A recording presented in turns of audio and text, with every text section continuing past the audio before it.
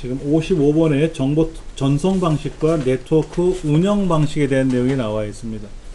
우리가 이제 정보를 전송하려면, 통신을 하려면 방식이 세 가지가 있는데 뭐냐면 단향 방식, 심플렉스라고 해서 일방적으로 보내고 일방적으로 받는 방식이 있어요. 라디오나 텔레비전처럼 내가 한쪽에서 방송을 보내면 한쪽에선 수신기로 듣기만 하는 거죠. 그걸 심플렉스라고 하고, 전이중 방식이 있어요. 이중 방식이 있는데, 이중 방식이라는 건 보내고 받고 하는 건데, 전이중 방식은 뭐냐면 전화나 인터넷처럼 보낼 때 받을 수도 있고 받으면서 보낼 수도 있어요. 그걸 전이중 방식이라 그래요. 근데 반이중은 뭐냐면 보내고 받을 수는 있는데 보낼 때는 못 받아요. 내가 받을 때는 못 보내. 하나만 움직이는 거야, 하나만. 무전기라고 하는 게 그래, 무전기. 여러분들 워키토키 무전기 해보셨어요? 우리 군인들이 그 전쟁 영화 같은 거 보면 그런 얘기 하죠. 뭐 여기는 낙동강 뭐 나와라 오바 그러잖아요. 그게 말이 뭐냐면 내가 할 말 끝났다, 상대편 말하시오 라는 뜻으로 오바라고 하는 거예요. 이것 때문에 내가 막 얘기하고 있는데 상대편이 무전기 잡고 막 떠들면 다른 사람들은 두 사람 소리를 다 들어요. 근데 정작 두 사람은 못 들어. 말할 때는 못 들어. 그런 것 때문에 뭐 한다라는 얘기를 생각하시면 돼요. 이 세 가지 방식이 시험에 간혹 나오죠. 지금 2009년에 한번 나왔다가 2016년에 나왔어요. 한 꽤 오랜만에 나왔다가 아직은 또 안 나오네요. 그 다음 네트워크 운영 방식을 한번 보세요. 네트워크 운영 방식은 중앙집중식. 중앙집중식은 뭘까요? 본점이 하나 있고 밑에 지점이 있는 거예요. 본점에 있는 중앙 컴퓨터가 모든 걸 다 통제하고 처리해 주는 겁니다. 그래서 중앙에 본점에 있는 컴퓨터를 호스트라 그래요. 호스트. 제 홈페이지 이름이 호스트잖아요. 옛날 생각나서 그거로 적은 거예요. 지금은 호스트라는 말을 거의 안 쓰죠. 지금 뭐라고 씁니까? 클라이언트, 서버라고 하죠. 서버. 우리 컴퓨터는 클라이언트, 손님이고 네이버 컴퓨터는 서비스 해주는 서버. 지금은 클라이언트 서버 방식을 많이 써요. 그 다음에 이제 피어 투 피어라고 하는 게 있어요. 피어 투 피어. 컴퓨터와 컴퓨터끼리 서로 동등한 관계에서 데이터를 보내고 받는 거죠. 여러분들이 많이 아시는 카톡. 그다음에 또 뭐가 있나요? 옛날에 소리바다 같은 거. 지금 소리바다 어떻게 하는지 잘 모르겠는데, 과거 소리바다는 회원들끼리 서로 접속해서 회원들끼리 컴퓨터가 만나가지고 거기서 서로 데이터를 보내고 받고 했던 거예요. 그게 피어. 피어라는 말은 이렇게 써요. 피어 투 피어. 이걸 줄여서 P2P. 이 2는 그 2가 아닌데. 그렇잖아요. 얘는 TWO잖아. 그래 2잖아. 근데 이 2나 같은 2 발음이 나나 보지? 그냥 피어 투 피어를 그냥 줄여서 P2P 이렇게 얘기를 하는 거예요. 동배간 그러는데, 제가 여러분하고 이제 문자를 주고받고 카톡으로 서로 메신저를 이용해서 대화를 할 수 있지 않습니까? 그걸 P2P 방식이라고 해요. 문제 볼까요? 정보 방식 중에서 반이중 방식에 해당하는 거는 뭐다? 무전기. 예전에 이렇게도 냈네요. 좀 썰렁하게. 클라이언트 서버에 관한 설명에다 적합하지 않은 것을 고르시오. 서버와 클라이언트가 모두 처리 능력을 가지고 있어서 분산 처리 환경에 적합하다. 아주 좋은 얘기였죠? 아까도 그렇게 나와 있어요. 분산 처리 환경에 적합하다. 서버의 기능은 정보를 제공해주는 역할이고, 클라이언트는 서버에 정보를 요구하는 기능이고, 클라이언트 서버는 소프트웨어 뿐만 아니라 하드적인 것도 같은 모델을 따라가야 돼요. 하드웨어적인 모형도 있고 소프트웨어적인 모형도 있고 둘 다 사용을 하죠. 아무래도 서버는 성능이 더 좋아야 되고요. 그렇죠? 그리고 소프트웨어적으로는 프로그램도 좋아야 되고요. 하드웨어적으로도 좋아야 되고요. 다뤄집니다, 그게. 그 다음에 통신망. 우리들이 많이 사용하는 통신망은 뭐가 있나요? 바로 랜이에요, 랜. 근거리 통신망. 근거리 통신망. 짧은 거리, 로컬 에리어 네트워크라 그래서 건물 내, 학교나 연구소, 병원처럼 이게 짧은 거리 내에 있는, 건물에 있는 통신망을 연결하는 거예요. 그 다음에 메트로폴리탄 에리어 네트워크라 그래서 도시 통신망이라 그러죠. 이쪽 구청하고 저쪽 구청하고 이쪽 동사무소 저쪽 동사무소 연결해야 될 거 아닙니까? 그게 그 다음에 이제 WAN은 와이드 에리어 네트워크라 그래서 나라와 나라끼리, 대륙과 대륙끼리 연결하는 거. 이거를 우리는 보통 인터넷이라고도 부를 수 있을 거예요. WAN을. 그 다음에 무선 랜은 어떻게 하느냐? 무선 접속 장치가 필요해요. 무선 접속 장치가 뭡니까? 내 노트북에 무선 접속을 할 수 있는 장치가 있잖아요. 그러면 저쪽에 무선 통신망을 통해서 뭐를 해야 됩니까? 신호가 가야 되겠죠? 신호 가야 되겠죠. 안테나가 있어서 수신을 해야 되고 뭐 그 얘기를 하는 거예요. 밴, 부가가치 통신망. 어떤 게 있을까요? 060, 700의 띠리디디 이런 거. 오늘의 운세. 그러면 3분 한 통화당 뭐 500원의 이용료가 별도로 부과됩니다. 뭐 이런 거 있지 않습니까? 빌려서 하는 거. 그런 거를 우리는 밴이라고 보시면 돼요. 그 다음 ISDN 종합정보통신망. 종합정보통신망. 과거에 통신망은 뭐를 했었죠? 전화선이 음성만 갔었잖아요. 그런데 ISDN이라는 게 KT에서 만들어서 나왔었어요.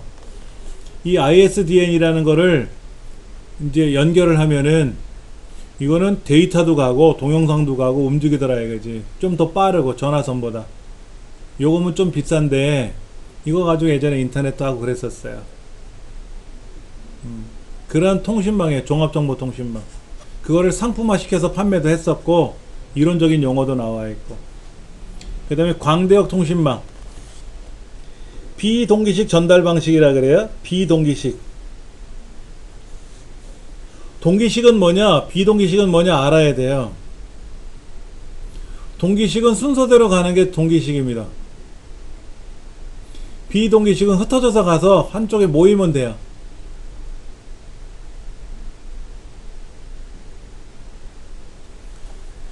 지금 데이터가 100개가 가야 되는데 이쪽 통신망을 보니까 50개밖에 못 지나가. 그럼 어떻게 합니까? 기다리고 있어야지. 100개가 지나갈 수 있는 통로가 열릴 때까지 기다려야 돼. 세워라 기다려도 안 비켜지네. 딴 길로 가. 딴 길로 갔더니 거기 또 막혀 있어. 다시 와. 그랬더니 열려 있어. 가더라 이거지. 근데 그거를 비동기식으로 바꿨더니 100개의 데이터가 가다가 야 여기는 30개밖에 못 가. 그러면 30개만 가. 나머지 70개는 딴 길로 가.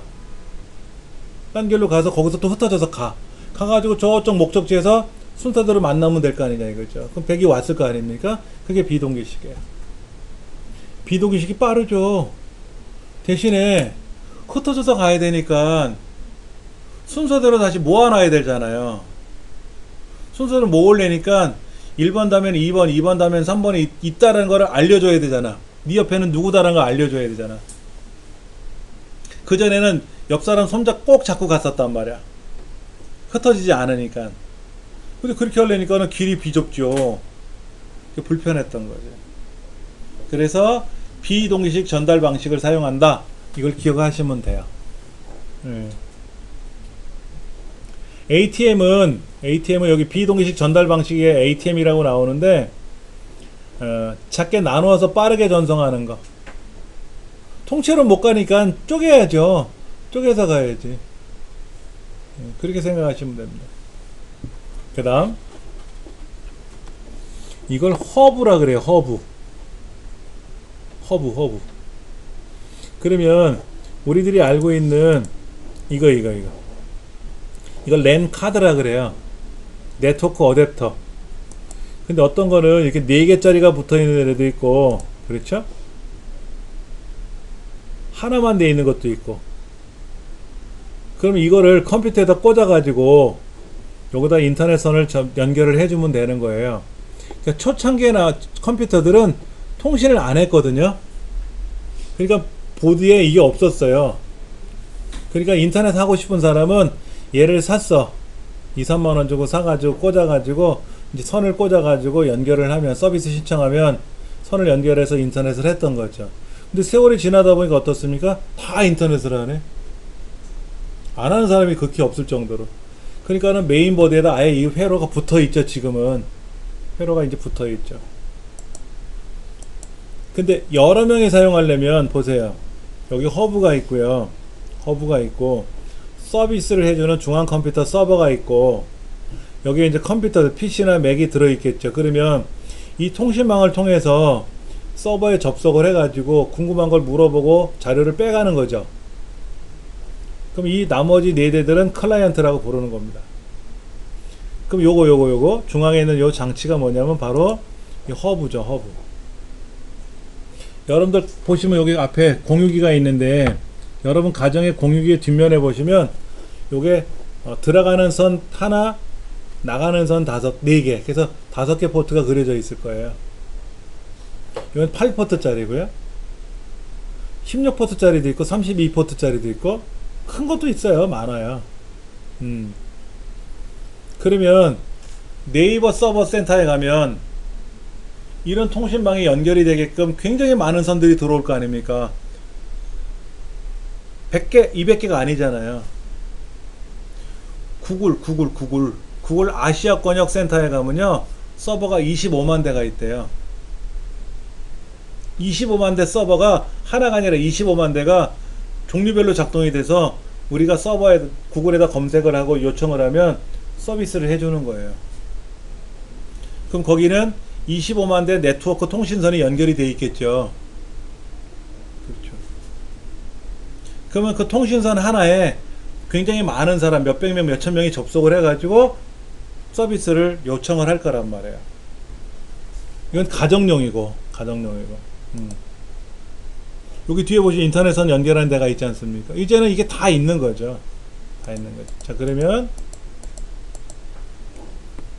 인터넷이라는 게 있단 말이에요. 인터넷. 이건 우리 동네야.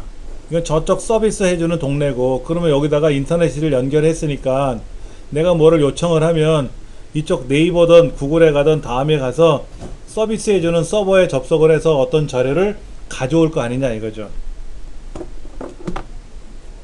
그렇게. 얘는 게이트웨이라고 하는 장치예요. 아까 허브가 아니고요. 라우터라고 하는 장비가 있고요. 라우터. 이게 라우터 그림이에요. 라우터 뒷면입니다. 라우터에 이제 이쪽 네트워크 선, 저쪽 네트워크 선을 꽂으면 라우터가 아까 어떤 그림이 보였었죠? 최적의 경로를 찾아주는 거예요. 내가 서울에서 부산을 가야 되는데 어느 길로 가면 빠르냐 이거지. 어느 나들목을 했더니 사고가 나서 지금 차가 막혀 있어. 그러면 딴 길로 가야 될 거 아닙니까? 그런 거를 찾아주는 게 라우터의 역할이에요. 우리 가정에는 없어요.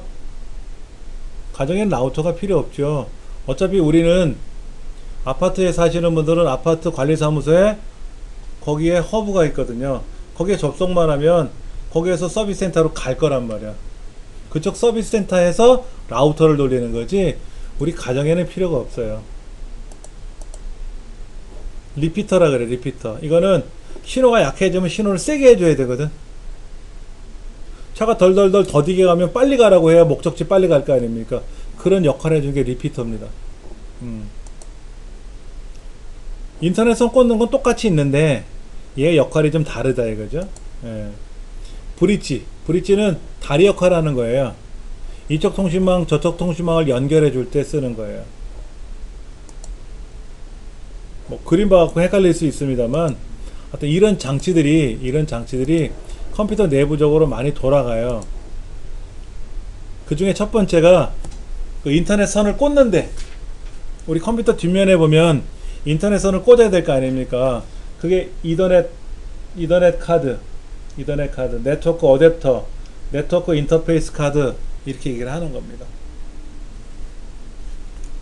그리고 그 여러 대를 연결하려니까 허브, 집선 장치가 허브가 있어야 되죠.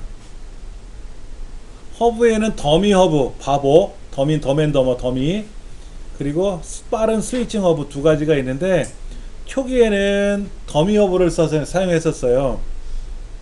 더디지만 왜 스위칭 허브가 너무 비싸가지고 더미 허브를 사용했어야 되는데, 더미 허브는 사용자가 늘어나면 늘어날수록 느려져요. n분의 1로. 스위칭 허브는 많이 연결이 돼도 안 느려집니다.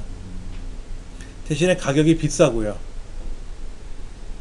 참고로 요즘 기가 인터넷 가정용 허브는 2~3만원이면 사요. 2~3만원이면. 우리 공유기 뒷면에도 허브가 붙어 있잖아요. 공유기 얼마예요? 공유기 3만원 4만원이잖아요 허브를 붙이면 허브가 뒤에 포함되어 있으니까 허브 뭐 1~2만원이면 사고, 좋은 거 사면, 우리 집에 컴퓨터가 한 20대씩이나 돼 그러면 20대를 연결할 수 있는 허브를 사야지. 그건 좀 비싸겠지. 저희 집도 그렇게 쓰거든요. 공유기에서 서재로 가는 거, 서재에 가면 허브를 달아놓고, 왜냐면 거기도 유선을 여러 명이 써야 되니까. 애들 공부하는 방에도 허브를 달아서 거기에다가 유선을 여러 개 연결해서 쓸 수 있고, 거실에 가도 허브를 달아서 거기에서 또 애들이 노트북을 쓰거나 데스크탑을 쓸 때 인터넷선을 꽂게끔 허브를 다 방마마다 달아놨어요. 저희 집은 뭐 제가 직업이 이거니까. 근데 보통 가정에서는 그렇게 안 하고 무선을 쓸 거란 말이야, 무선. 근데 유선이 빠르니까. 리피터는 뭐냐면 거리가 멀면 신호가 약해진단 말이에요. 우리가 야구공을 던지더라도 짧은 거리 던질 때는 휙 하고 가지만 먼 거리 던질 때는 힘이 빠지지. 그게 어떻게 됩니까? 출력을 높여주는 장치가 있어야 되거든. 빨리 가라고. 그게 리피터고, 브릿지는 뭐라고요? 네트워크를 연결할 때 쓰는 거고. 이쪽과 저쪽 동네가 달라. 그럼 뭔가 다리가 있어야 건너갈 거 아닙니까? 그게 리피터. 브릿지. 그 다음에 라우터는 최적의 경로를 설정해 주는 거.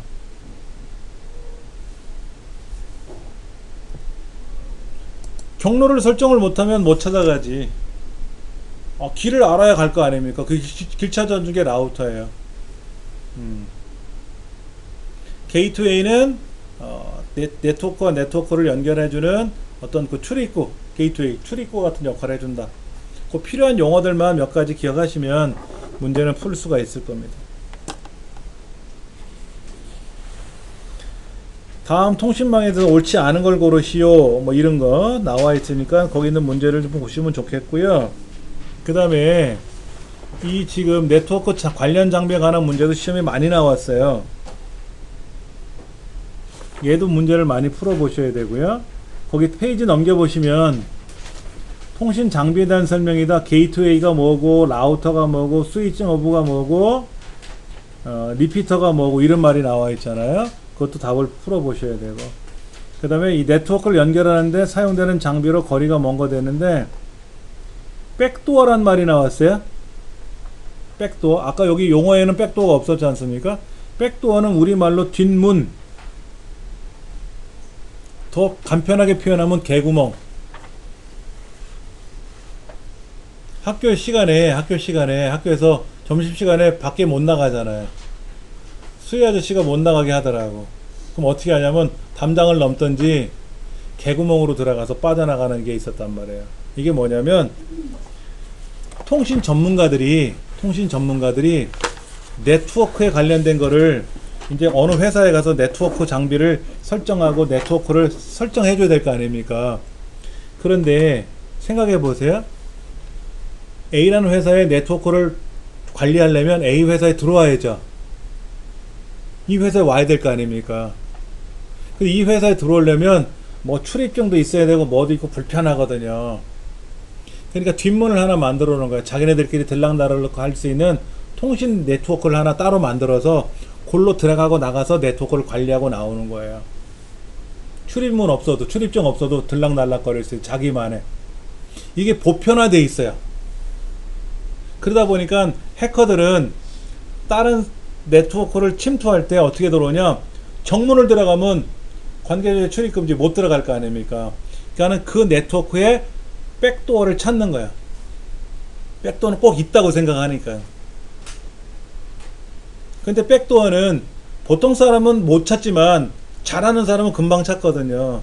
그럼 그 백도어에 침투를 해서 네트워크 안에 들어오면 이제 뭐 천하가 자기 거지. 다 뒤집어 놓고 올 수 있지. 못하게 막아야 되는데 처음부터 백도어를 없게끔 만들어야 가장 좋은 거예요. 근데 많은 사람들이 그렇게 해요. 저번에 국민은행에서 그 개인정보 유출된 거 아시죠? 뭐 몇천만 건 막 유출되고 그랬었지 않습니까? 그건 어떻게 됐냐면은 외부에서 네트워크로 들어와야 되는데 자체적으로 못 들어오니까, 외부에서 정상적인 경로를 못 들어오니까 자기네 네트워크로 들어온 거예요. 백도어로 들어와서.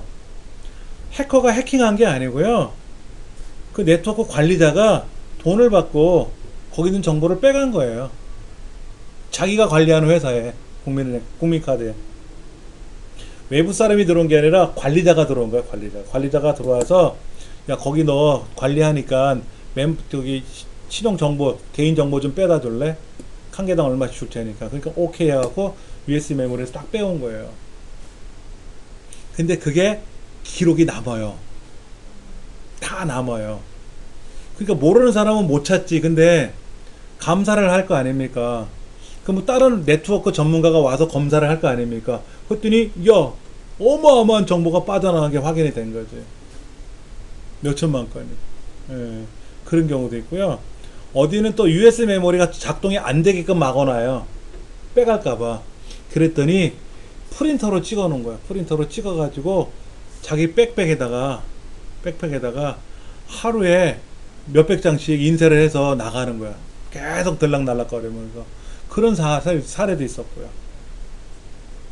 그러니까는 나쁜 짓을 하려고 별 기를 다 쓰는 형상이 나타나기도 했는데, 일단은 지금 백도어라는 게 사실은 없어야 되는 건데, 이런 전문가들이 꼭 그런 행동을 하더라 이거지. 그게 잘못됐다라고 생각하시면 되고요.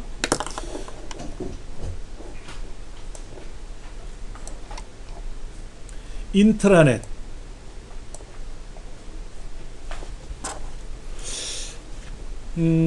지금은 여러분들이 우리 교육기관도 마찬가지지만 수강 신청하려면 꼭 이 기관에, 교육기관에 와서 신청하는 게 아니라 가정에서도 신청이 가능하지 않습니까? 그게 인트라넷이라고 보시면 돼요. 그러니까 기업 내에 있는 모든 업무를 인터넷을 연결해 가지고 딱 정해진 공간에서만 사용하는 인트라넷도 있고요. 예를 들어서 은행 있지 않습니까? 은행 같은 경우에는 은행에서 하는 금융 업무나 이런 것들은 꼭 정해져 있는 컴퓨터에서만 하게끔 되어 있어요. 다른 컴퓨터로 접속이 안 된대요. 그리고 동사무소에 가면 우리 주민등록 등초본 발급해 주는 거 있잖아요. 그 주민등록 등초본 발급하는 컴퓨터는 등초본만 발급하지 인감 증명을 발급을 못해요. 또 역할이 정해져 있어요. 컴퓨터마다 고유번호가 들어가서 얘는 주민등록 등초본 발급 용도 딱 정해져 있는 거야. 그럼 이거 갖고는 다른 업무를 못해요. 아무리 그쪽에 막 사람이 넘쳐 있어도, 이쪽 컴퓨터가 놀고 있어도 업무를 대신 못 해준대요. 그런 것들이 바로 인트라넷이라고 보면 되죠. 그러니까 자체 네트워크인데 인터넷이 연결되어 있어요. 제가 여러분들의 출결사항이나 이거는 제가 안 하죠. 여러분이 뭐로 합니까? 카드 갖고 찍어서 출결사항을 체크하지 않습니까? 그러면 출결상을 체크하는데 노동부가 여러분 여기서 태그하는 거를 알잖아요. 인터넷으로 연결돼 있으니까 얼마나 좋습니까? 예. 그러면 저는 여러분들이 출결사항을 확인할 수 있다 없다? 못해요. 그런 권한이 없습니다. 저는 그런 권한이 없어요. 그러면 예를 들어서 삼성전자라는 기업 인트라넷이 있는데 여기에는 누가만 들어올 수 있다? 삼성전자 직원만 볼 수 있어요. 딴 사람도 못 들어오죠.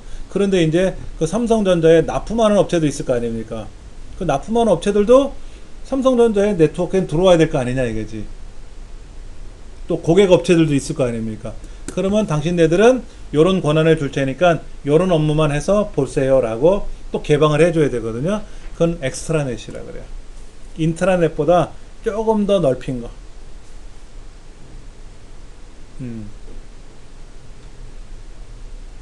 그 다음에 그룹웨어는 뭐냐면 이런 삼성이든 아니면 뭐 이런 교육기관이든 간에 이런 그룹끼리 사용하는 프로그램이 있거든요. 그룹들만 사용하는 프로그램. 그걸 그룹 프로그램이라 그래요. 그룹이에요.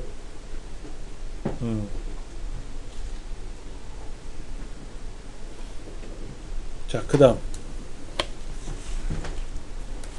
시험 문제 보면 TCP/IP를 이용해서 뭐 랜 기반의 네트워크를 뭐라고 하느냐? 그럼 뭐 인트라넷 이러면 되고, 인트라넷에서 사용하는 이런 프로그램을 뭐라고 한다? 그룹웨어라고 부르고, 뭐 이런 것들은 어렵지 않게 풀 수는 있어요. 자, 그 다음에 인터넷을 어떻게 연결하나 한번 보세요.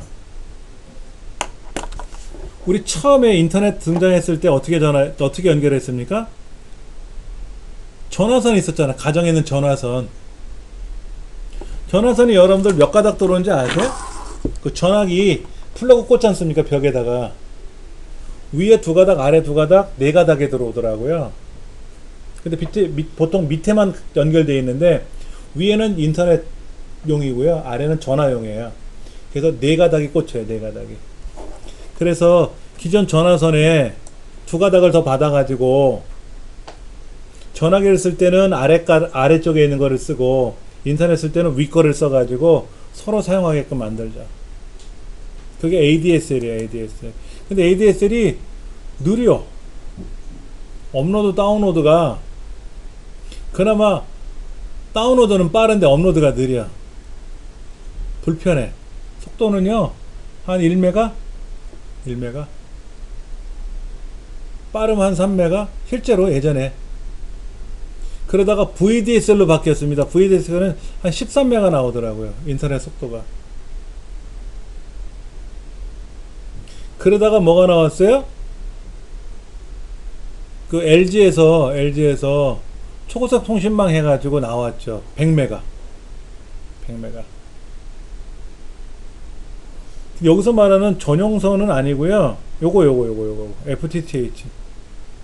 이게 100메가에서 1기가. 지금 우리 기가 인터넷 하지 않습니까? 그게 FTTH라고 그래요. 전화선인데 일반 전화선에는 광섬유로 되어 있는 겁니다. 광섬유는 안에가 뻥 뚫려 있어요. 뻥 뚫려 있는데 그 안에 거울 같은 게 붙어 있어요. 그래서 거기다 빛을 보내면, 빛은 굴절을 못 하지 않습니까? 직진만 하는데 안에 거울 같은 게 붙어 있으니까 막 휘어질 수 있죠. 빛이 반사되면서 가니까. 빛보다 빠른 게 없다며요. 얼마나 빨리 가겠습니까? 과거의 전화선들은 한 가닥씩 다 가닥을 묶어가지고 전화선에 연결했는데, 그러려니까 땅을 파가지고 얼마나 많이 매설을 해야 돼요. 지금은 광섬유를 하니까 광섬유 한 가닥만 있으면 10,000명이 통화하거든. 그러니까 공사도 쉬워진 거야. 편해졌죠. 이게 보통 가정에서 쓰는 방식이 이렇게 쓰는 거고요. 과거의 기업들은 전용선이라고 해서 따로 만들어 썼었는데 지금은 이거 안 써요. 쓰더라도 전용선이란 말은 쓰는데 T1급, T2급 이런 말은 안 쓰죠. 보세요. T2가 6메가고 T3가 44메가예요. 지금 아무리 인터넷이 느려도 100메가인데 한 달 사용료가 얼마입니까? 2만원, 3만원이잖아요. 이거 T3급을 만약에 T3를 우리 가정에서 설치를 요청을 해서 사용하면 한 달에 한 1,500만원 나올 거래요. 전화요금이. 인터넷 사용료가. 이거 초창기 거라서 그래. 초창기. 지금은 이 방식을 안 써요. 지금 이걸 안 쓰고 인터넷 서비스 업체 KT나 SK텔레콤에다가 인터넷 좀 신청합니다. 연결해 주세요. 그러면 업체가 와서 연결해 줄 거 아닙니까? 그럼 딱 100메가. 요즘은 딱 1기가 1000메가짜리. 한 달에 뭐 2, 3만 원이면 되잖아요. 그렇죠. 그 다음에 뭐 텔레비전하고 뭐 이렇게 뭐 같이 연결하면 뭐 얼마 현금도 주고 뭐 그런 거 있던데. 또 저희 집은 가족 구성원들이 다 같은 통신망을 쓰니까, 통신회사를 쓰니까 인터넷, 전화, 집전화 이건 다 무료 공짜로 쓰고 그런 서비스가 많지 않습니까? ISD는 아까 말씀드렸죠. 종합정보통신망이라고 해서 음성, 문자, 동영상이 한꺼번에 움직이는 건데 디지털 선이에요. 이건 디지털입니다. 나머지는 다 아날로그예요. 다 아날로그입니다. 우리들이 알고 있는 전화선은 다 아날로그 회선입니다. 근데 ISD에는 디지털 선로예요. 지금 안 써요. 별도로 선로를 만들어 줄래니까 우체국이래, 저기 전화국에 있는 아저씨가 와서 사다리 밟고 올라와서 공사를 새로 해야 되니까 불편하고요. 예전에 사용했었는데 느려가지고 못 쓰고, 지금은 광통신 쓰니까 광통신으로 쓰면 되잖아요. 광통신도 아날로그입니다. 광섬유도. 예. 꼭 기억을 하셔야 돼요.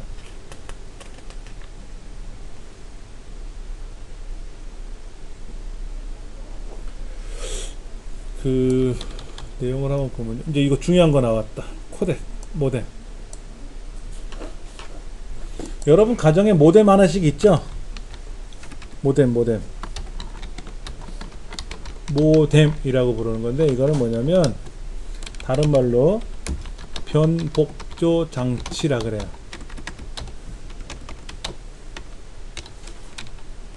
이건 뭐냐면 PC에서 자료를 송신하면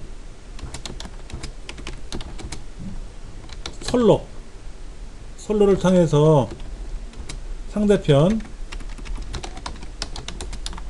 PC로 전송을 하겠죠. 그렇죠. 근데 중요한 게 뭐냐면 컴퓨터에서 데이터를 보낸다 그러면 디지털 신호를 보내는 거죠. 디지털 신호를 보내는 거잖아요. 그런데 이 선로가 아까 뭐라 그랬죠? 다 아날로그 방식이라 그랬지 않습니까?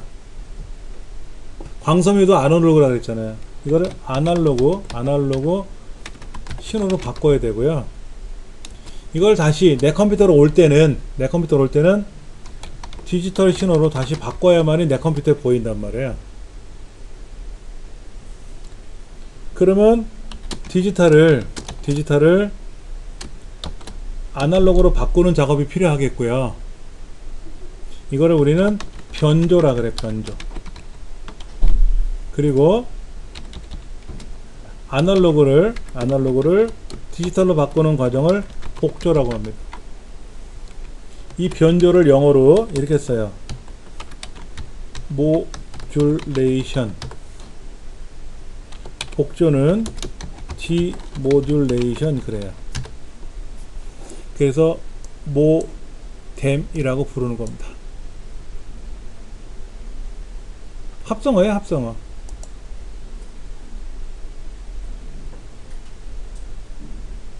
그러니까는 지금 제가 이 글자를 따르르륵 써가지고 저장을 해서 메일로 보낼 거 아닙니까? 그럼 그 메일은 광섬유를 통해서, 광통신을 통해서 갈 거 아닙니까? 이때 아날로그로 바뀌어서 간다니까. 그럼 아날로그로 바뀐 데이터를 제가 PC로 접속을 해갖고 볼 거 아닙니까? 그러면 그게 내 컴퓨터에 들어와서는 뭐로 바뀌어야 돼요? 다시 디지털로 바뀌어야만이 내가 글자를 읽을 거 아닙니까? 그게 복조 작업이라고. 그래서 가정에 모뎀이란 장치가 하나씩 또 붙어 있지. 가정에 모뎀 하나씩 있잖아요. 통신회사에서 보내준 모뎀. 전화선 꽂고 뭐 꽂고 하는 데 있잖아요. 인터넷선 꽂는데 뭐가 막 불빛이 오지 않습니까? 그러면 거기에 모뎀에서 과거에는 PC 하나만 연결했었단 말이야. 인터넷을 하려니까. 근데 지금 어떻게 돼요? 공유기에다 연결하지, 공유기. 공유기의 명칭은 IP 공유기입니다. 그 공유기가, IP 공유기가 여러 명의 컴퓨터를 사용하는 거에 신호를 분리를 시켜가지고 다 인터넷을 보내고 받게끔 해주는 역할이 공유기가 하는 역할이에요. 예. 모뎀이 그거예요. 그 모뎀은 디지털을 아날로그로 가고 다시 아날로그를 디지털로 보내는 거죠. 그렇죠? 예. 근데 그 다음 내용이 뭔가 있나 보세요. 내용. 그 다음에 내용이 뭐라고 했죠? 코덱이란 말이 나오죠? 코덱. 코덱. 코덱은 또 이렇게 써요. 코덱. 코덱인데 이거는 우리 그 영상 신호가 아날로그입니까? 디지털입니까? 사람의 음성이 아날로그의 디지털이에요. 저 멀리 보이는 저 사물들은 내 눈에 볼 때 디지털로 들어와요? 아날로그로 들어와요? 아날로그로 들어오잖아요. 그러면 아날로그 데이터를 디지털화해서 PC에 저장을 하고, 그렇죠? 후에 다시 아날로그로 변환을 해서 재생 작업을 하는 거죠. 여러분들 이 컴퓨터에 들어있는 mp3 노래는 본래 아날로그였잖아요. 근데 mp3라는 디지털 데이터로 바꿨지 않습니까? 그래서 여기다 보관해 뒀어요. 그리고 우리가 곰 오디오 더블 클릭하면 곰 오디오에서 노래가 나올 거 아닙니까? 그게 01해서 들려요? 아니잖아. 노래로 들리지 않습니까? 아날로그로 바꿔서 오잖아요. 그러니까 이 작업은 아날로그를 디지털로 바꿨다가 디지털을 다시 아날로그로 재생해 주는 과정을 하지 않습니까? 그럼 모뎀은 또 반대잖아요. 모뎀은 반대잖아요. 그러니까 아날로그 모뎀과 코덱이 반대 역할을 한다고 보는 거예요. 근데 중요한 거는 아날로그 데이터를 디지털화하는 과정에서 어떻게 합니까? 압축하죠. 압축하잖아요. 압축하는 걸 영어로 컴프레스라 그래요. 컴프레스. 그 다음에 얘를 아날로그로 변환을 하려면 뭐를 합니까? 압축을 해제하잖아요. 압축 해제. 이거를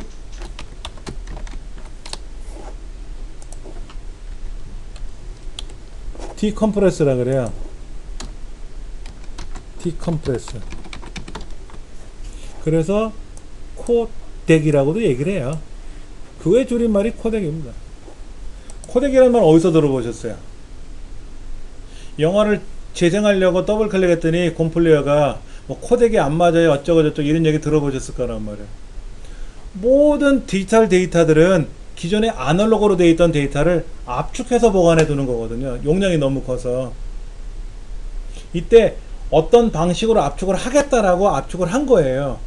그런데 얘를 해제하려고 보니까 압축을 풀어야 되는데 그 원래 압축했던 방식을 모르면 못 풀죠. 그러니까 그걸 코덱을 깔아야 돼. 코덱을 멀티 코덱 이런 걸 깔면 압축해 놓은 거를 쫙 풀어서 쫙 영상이 나오게 해주겠지. 스마트폰이 그게 좀 불편하죠. 스마트폰은 코덱 설정이 불편해요. PC는 그냥 인터넷상에서 다운로드 받아서 설치하면 되는데 스마트폰은 코덱 설정이 되게 어려워요. 용량도 작고 기기 자체가. 그래서 코덱을 다운로드 받아서 하려면 좀 불편할 수도 있고. 하여튼 모뎀과 코덱이라는 말이 나오는데, 예, 그래서 모뎀의 반대 역할을 한다라고 생각하시면 맞는 말이죠. 그게 왜 반대냐? 그럼 음성을 뭐 디지털로 아날로그로 그게 아니라 아날로그 디지털, 디지털 아날로그를 서로 반대처럼 해준다. 그게 반대 역할이지. 하는 행동은 서로 다른 행동이에요. 모뎀이 하는 행동하고 코덱이 하는 행동은 서로 다른 동네에서 노는 거예요. 하나는 통신용이고 하나는 데이터용이고 다른 거예요. 그런데 하나는 디지털을 아날로그 바꿔주고 아날로그 디지털로 바꿔주는 DAD를 하고, 코덱은 아날로그 디지털 아날로그로 가더라 이거지. ADA로 가고. 노는 물이 다르지 서로. 그렇게 기억하시면 뭐 코덱이다 뭐 모뎀이다 라는 문제는 해결할 수가 있습니다. 거기 보시면은 뭐 음성이나 비디오 등의 아날로그 신호를 뭐 변환을 하고 그 역계 작업을 수행한다. 이 코덱이냐 뭐 모뎀이냐 뭐 이런 문제도 나오고 하니까는 그 문제는 여러분이 어렵지 않게 푸실 수는 있습니다.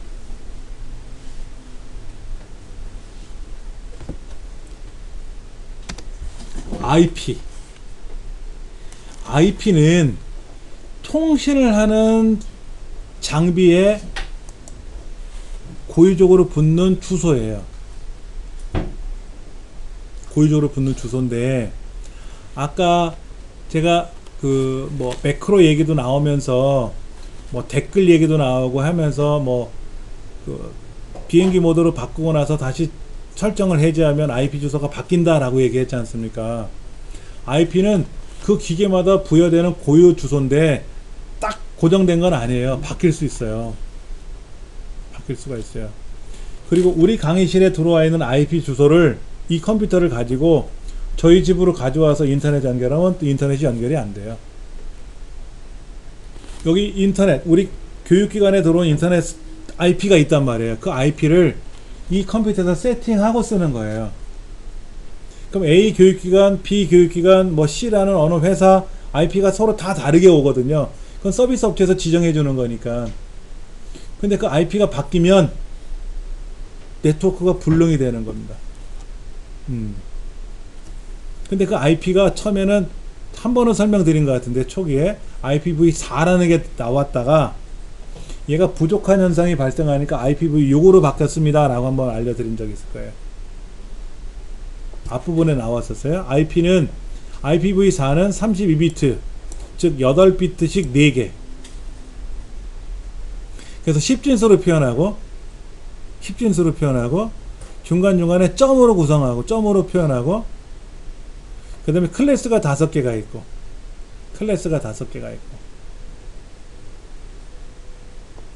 IPv6은 128비트인데 16비트씩 8개가 되어 있고 16진수로 표현하고, 그리고 실제 값과 값 사이를 콜론으로 구분하고, 그리고 얘는 IPv4하고 잘 어울려요. 일단 그렇게 기억하시면 됩니다. 그리고 또 남은 게 있는데 여기 설명을 빼놓은 게 있다. 여기 한번 볼까요? 또 나머지 설명 중요한 거 있는데 여기 있는데, 예를 들어서 IPv4 같은 경우에는 IPv4는 이렇게 써요. 예를 들면 192.0.0.1 이렇게 쓸 수도 있단 말이에요. 0이 여러 번 나오도 0을 꼭 써야 돼요. 근데 이제 IPv6 같은 경우에는 어떤 값이 보이고 콜론, 어떤 값이 보이고 콜론 이렇게 값이 보인다 그러면 요 콜론과 콜론 사이가 아무것도 없잖아요, 사이에. 그럼 0이 들어갔구나 라고 생각할 수 있다는 얘기죠. 여기 주소의 부분이 0으로 돼 있어. 0으로 돼 있으면 그 부분은 빼버리고, 0000 하고 0이 들어가 있으면 빼버리고, 콜론만 쓰면 그 사이에 0이 들어갔구나 이런 얘기고, IPv4는 아까 클래스가 5개 있다 그랬잖아요. A, B, C, D, E 클래스 5개. 근데 얘는 캐스트가 3개예요. 유니캐스트, 애니캐스트, 멀티캐스트. 캐스트라는 종류가 3가지가 들어있다. 이렇게 생각하시면 됩니다.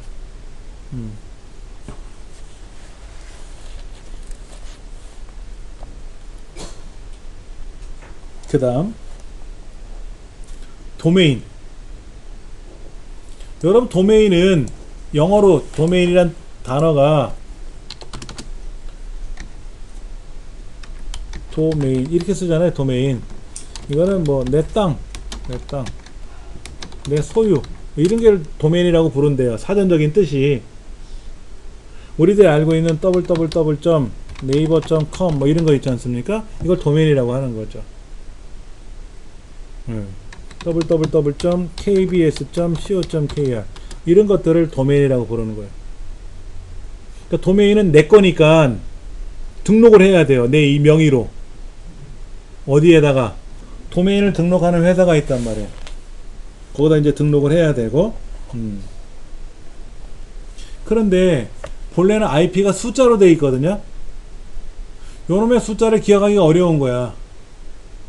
그러니까 www.samsung.com 그럼 삼성 알아듣기 쉽지 않냐 이거지. 거기다가 뭐 210.0.5.3 이렇게 쓰면 숫자가 헷갈리니까. 그래서 IP라고 하는 숫자 대신에 사람이 이해하기 쉬운 글자 형태로 만들어서 쓰는 게 어떻게 했느냐라고 해서 도메인이라는 걸 만들었어요. 근데 이제 도메인을 우리나라에서는 한국인터넷진흥원 키사, 여기 보시면 KISA 키사라고 되어 있어요. 그렇죠? 키사가 한국인터넷진흥원이라는 곳을 키사라고 불러요. 약자가. 예. 그러니까 여러분들 이제 우리가 그 컴퓨터에 대한 바이러스나 이런 악성 코드가 감염되고 뭐 여러 가지 이런 문제점이 발생하면 한국인터넷진흥원이 이러쿵저러쿵 발표했습니다라고 뜨죠. 그리고 전 세계 도메인은 우리나라는 키사가 하고 우리나라가 아닌 거는 ICANN이라는 것을 거기 써 있네. 그렇죠. 한국인터넷진흥원이 www.kisa.or.kr 한국인터넷진흥원이라는 사이트가 있단 말이에요. 여기에는 별거 다 있어요. 인터넷 침해 대응센터도 있고 인터넷 주소센터도 있고. 그러니까 인터넷에 우리가 그 도메인을 발급받으려면 한국인터넷진흥원에 직접 가서 도메인 발급받는 건 아니고요. 대리점을 가는 거예요. 대리점. 인터넷 도메인을 발급해주는 대리점들이 있어요. 그 중에는 여러 군데가 있습니다. 예를 들면 뭐 다툼이라는 사이트도 있고, 그 다음에 여기 뭐 뉴21이라는 데도 있고, 뭐 이런 데가 많아요. 그럼 거기 가서 내가 도메인을 신청할 수가 있어요. 여기다가 예를 들어서 바보라는 이 도메인을 내가 쓰고 싶어. 바보.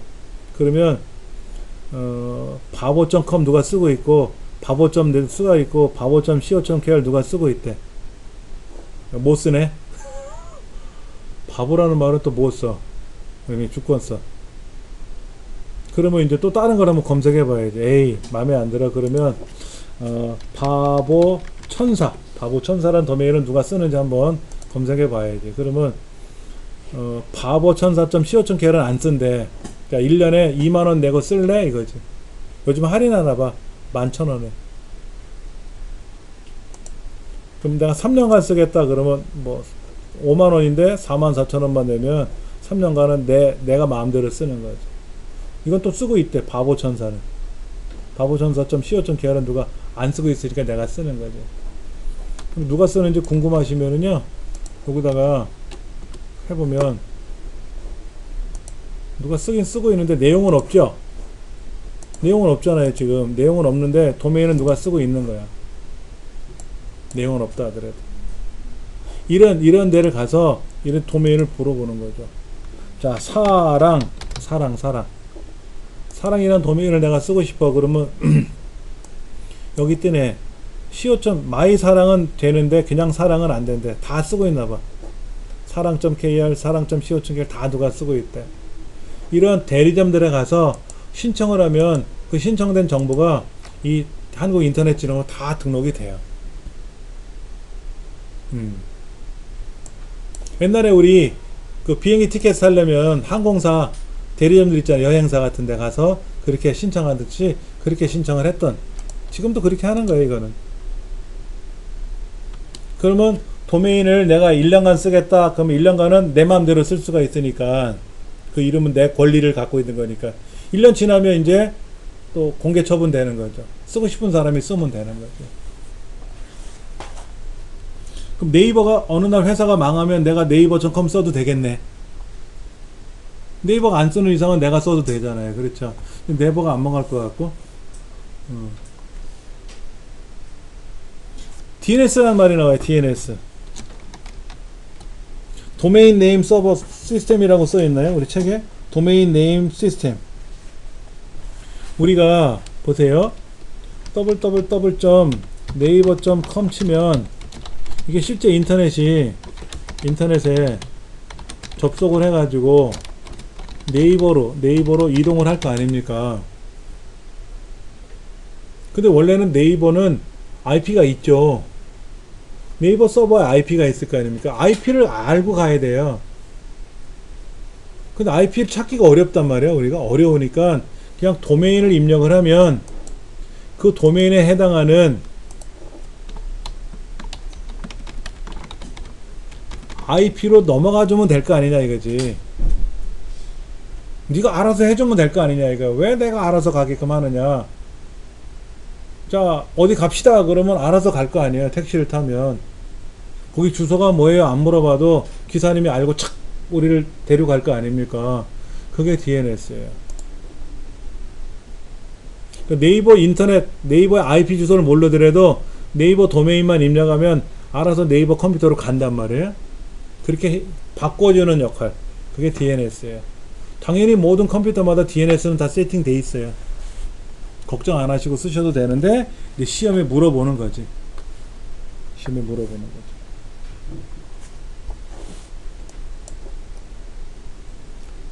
자, 요거 많이 들어보셨잖아.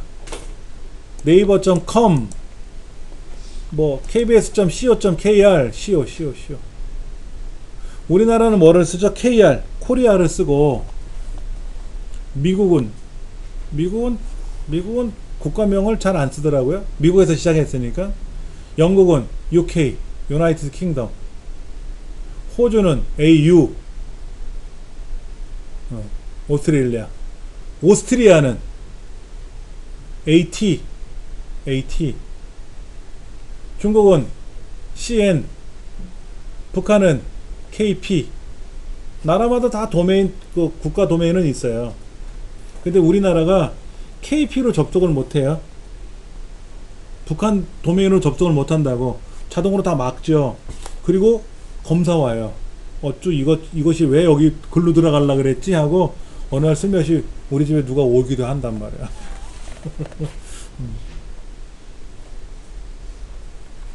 그 다음에 교육기관들 있잖아. 대학, 학위 주는 대학들 있잖아. 전문대학, 폴리텍 대학, 하물며 저기 어디야? 국방대학원. 옛날에 국방대학원이 군사기관으로 분류되어 있었는데 지금은 교육기관으로 분류되어 있어요. AC.KR이야. 학위를 주는 것은 AC.KR. 초등학교, 엘리멘터리 스쿨, 미들 스쿨, 하이 스쿨 뭐 이렇게. 외국은 그냥 EDU. 교육기관은 딱 이거 하나야. 외국은. 우리나라는 다 달라. 우리 여성발전센터는 OR.KR이죠? OR.KR이잖아, OR. 우리는 OR.KR 못 만들어요. 개인은 못 만들어. 그 다음에 GO.KR도 우리는 못 만들지. GO는 국가만 만드는 거야. 국가기관만. 그러니까 우리나라는, 예전에는 맞습니다, 맞고요 라고 치면 청와대 접속을 했었어요. 그분의 별명, 그렇죠? 유행어. 근데 지금은 맞습니다, 맞고요는 이제 돌아가신 분이니까 안 되고, 화이트하우스는 백악관이죠? 블루하우스. 아니면 president.go.kr 또는 그 CWD, 청와대의 줄임말, 콩글리시 CWD 이렇게 들어가도 되고. 미국은 화이트하우스.gov, 그럼 백악관에 가고. 그러니까 이런 도메인들은 국가나 단체가 지정되어 있어요. 그 뜻이. 그것만 쓰시면 되고.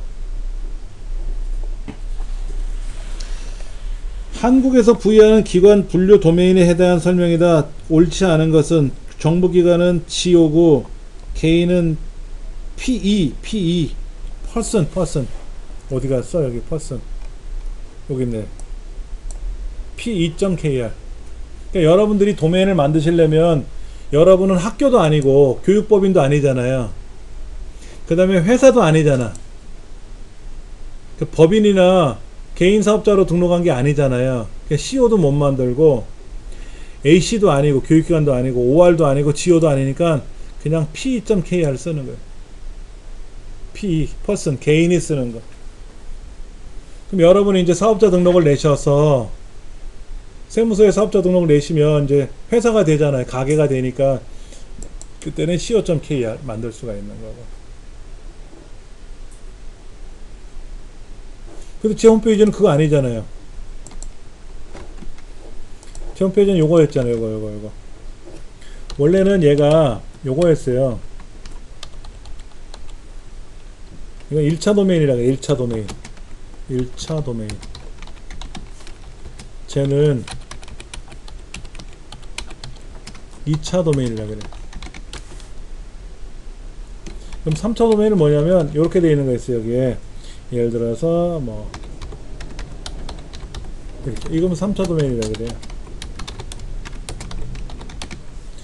1차 도메인은 돈을 내고 쓰는 거고요. 더블로 들어가는 거.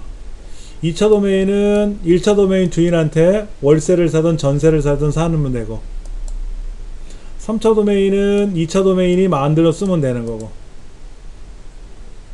여러분들 네이버에 가입하시면 블로그 주잖아요. 카페 만들 수 있잖아요. 그게 2차 도메인이에요. 2차 도메인은 돈 안 내요. 이건 돈 안 내. 그러니까 무료 가입해서 쓰는 거야. 근데 이제 문제는 이런 이제 홈페이지를 운영하려면 이런 공간이 필요하잖아요. 이제 공간 사용료는 내야지. 서버 사용료는 내야지. 서버 사용료는. 그래서 이것도 양에 따라서 차등 부과돼요. 제 홈페이지는 오래 써서 좀 할인해 줬는데 1년에 12만원, 한 달에 10,000원씩 내고 쓰는 겁니다. 제가 그랬잖아요.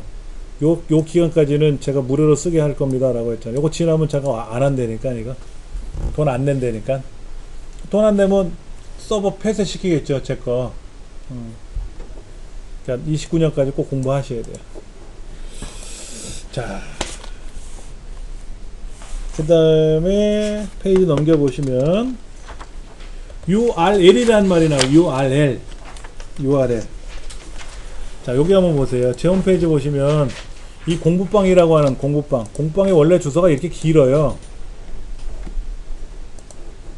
이게 공부방이야. 이게 공부방. 이게 공부방 URL이라 그래. 여기는 뭐가 들어가죠? 도메인이 들어가죠? 도메인이 들어가잖아요. 제 도메인. 그 다음에는 경로가 들어가. 경로. 우리 인터넷 들어가 보면 여기 내 컴퓨터에 있는 어느 드라이브에 어디에 있는 어느 폴더에 폴더가 길게 들어가잖아요. 이렇게 이걸 경로라고 부르거든요. 예. 그래서 복잡하죠. 이렇게. 책에 뭐라고 되어 있나요? URL이 인터넷상에 존재하는 각종 자원이 있는 위치를 나타내는 주소 체계래요. 그러니까 제 공부방은 거기에 들어 있었으니까 이렇게 URL이 있는 거고, 예. 다 만드는 거예요. 이거는 만들기 나름이에요. 그 URL 자세히 보시면 뭐가 있나 보세요. 거기 HTTP 보이세요? HTTP 보이세요? 그 다음에 FTP 보이세요? 텔넷 이런 것도 있어요. 텔넷 이거 보이세요? 그 다음에 메일 투 이것도 있어요. 네 가지 설명이 해놨죠? 여기 URL 중에 이게 프로토콜이라는 말을 쓰세요. 다양한 URL 주소의 사용 예라고 되어 있는데 그 위에 보니까 프로토콜이 어쩌고 저쩌고 나와서 요게 프로토콜이에요. 요거 HTTP는요 요렇게 쓰고요, 얘는 요렇게 쓰고요, 얘는 요렇게 쓰고요, 얘는 요렇게만 써요. 다른 애들은 다 슬래시가 붙어요. 옆에. 그렇죠, 붙었는데 메일2는 전자우편 URL이라 그래요. 전자우편 프로토콜이라고 하는데 메일2는 뒤에 콜론으로 끝나요. 이거를 프로토콜 프로토콜 통신규약 통신상의 규칙과 약속을 말하는 거예요. 통신규약의 약속, 규칙과 약속. 이거를 통신규약이라 그래. 통신규약. 이걸 영어로 프로토콜이라고 읽는 거고. 그러니까 규약이라는 말은 규칙과 약속. 그러니까 내가 인터넷상에서 어떤 내용을 보려면 규칙이 있어야 되고, 전자편을 보려면도 규칙이 있어야 되고, 다 뭔가 있을 거 아닙니까?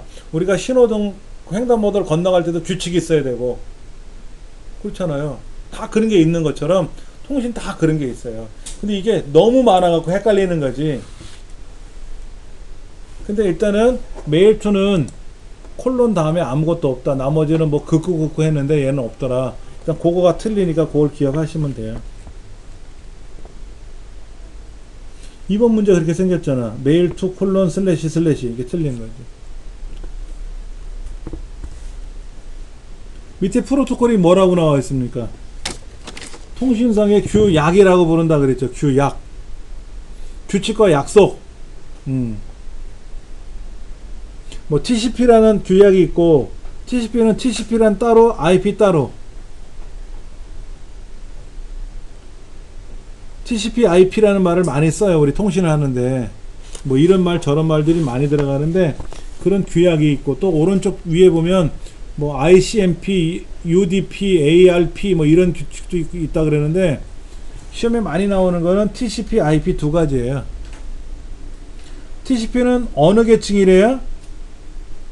7계층 중에서 전송 계층이고, IP는 7개 계층 중에서 네트워크 계층이고, 그럼 전송 계층이 몇 번째 계층인지는 모르잖아, 또. 그렇죠. 7개 계층을 외워야 되거든. 옛날에 뭐 지구, 명왕성, 뭐 청왕성 이런 거 우리 외웠잖아요. 전 그 관심이 없어서 안 외웠는데, 컴퓨터는 이런 7계층은 또 물대내, 전세, 표응하고 외우지. 많이 했던 거니까 이제 그걸 또 설명드릴 거고요. 책에 또 나오니까.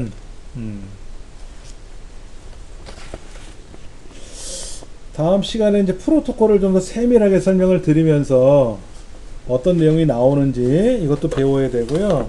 프로토콜은 규칙과 약속, 규약이라고 했는데, 그 아래 페이지 보시면 전자우편에 사용하는 프로토콜이 또 있고요. 또 되게 복잡해요. 두 개만 있으면 쉬운데 몇십 개, 몇백 개가 된단 말이야. 근데 우리 시험에 나오는 거는 몇 가지 정해놓고 나오니까 그 정해진 것만 수시로 보면 알 수 있겠지. 그렇게. 제가 이거 재밌다고 해서 재미 하나도 없네. 오늘 여기까지 하고요. 다음 시간에 프로토콜부터 다시 한번 설명을 드릴게요.